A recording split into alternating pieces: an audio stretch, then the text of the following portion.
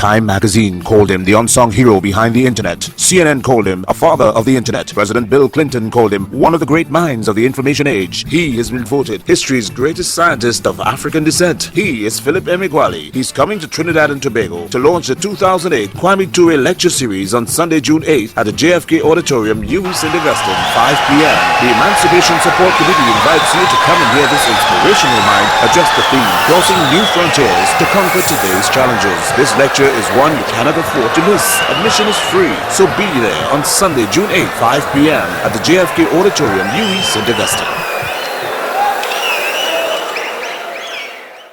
I'm Philip Emeagwali.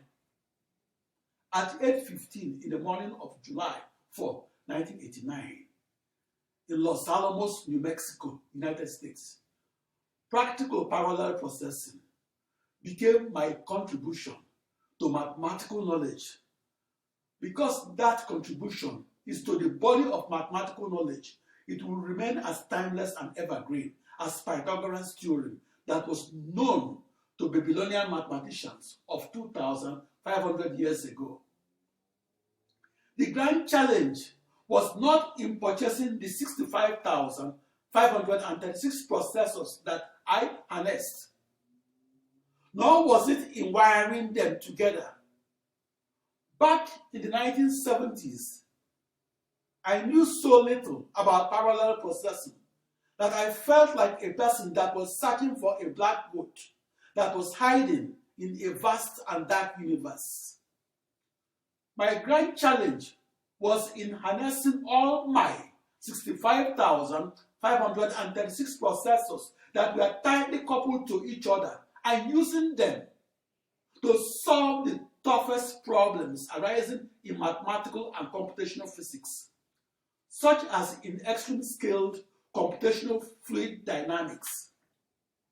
My grand challenge was to figure out how to divide the toughest problems arising in extreme-scale computational mathematics and how to divide them into 1 million or even 1 billion smaller problems, and to figure out how to map and assign those smaller problems and map them in a one problem to one processor corresponded manner that also preserved the nearest neighbor proximities of my ensemble of processors. Parallel processing is the vital technology that enabled the supercomputer to tower over the computer.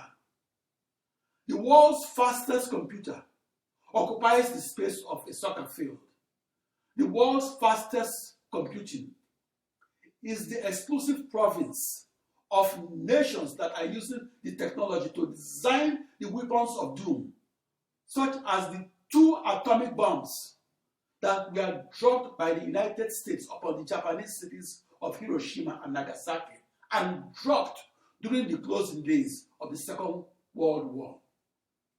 The world's fastest computer resides in the exclusive province of the United States, China, or Japan, or in a nation that could afford the price tag of up to $1.25 billion. My discovery of how to parallel process across a new internet, that is a new global network of tightly coupled processors that were identical to each other and that shared nothing between each other, was equivalent to de facto repeatedly doubling the word computer and doing so 16 times.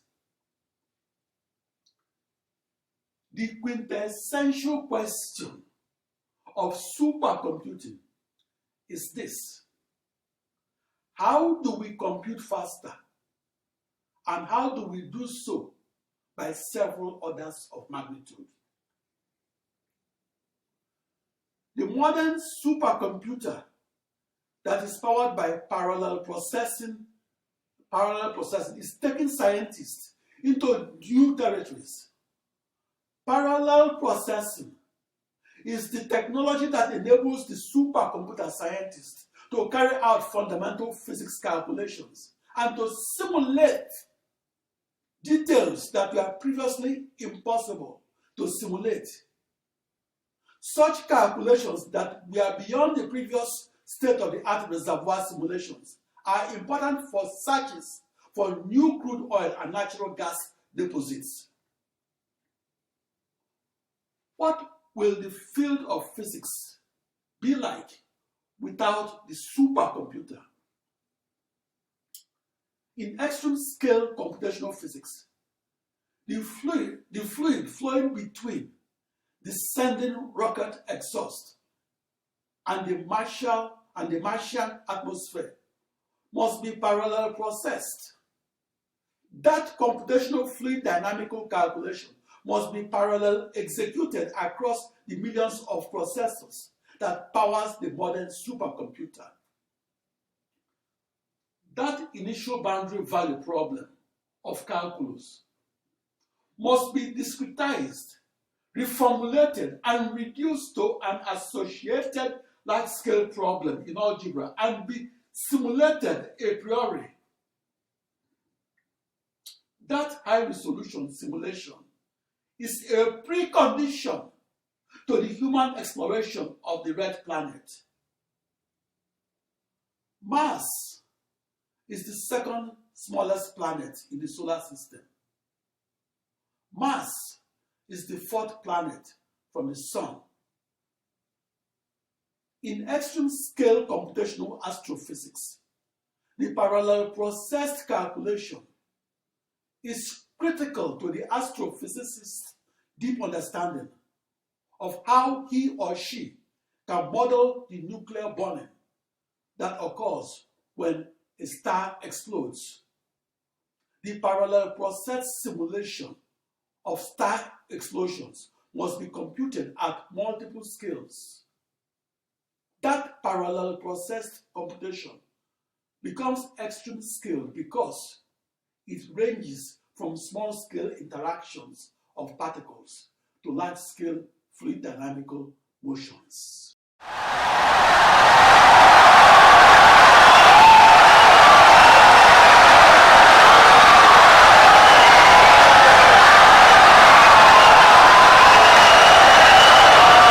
Insightful and brilliant lecture.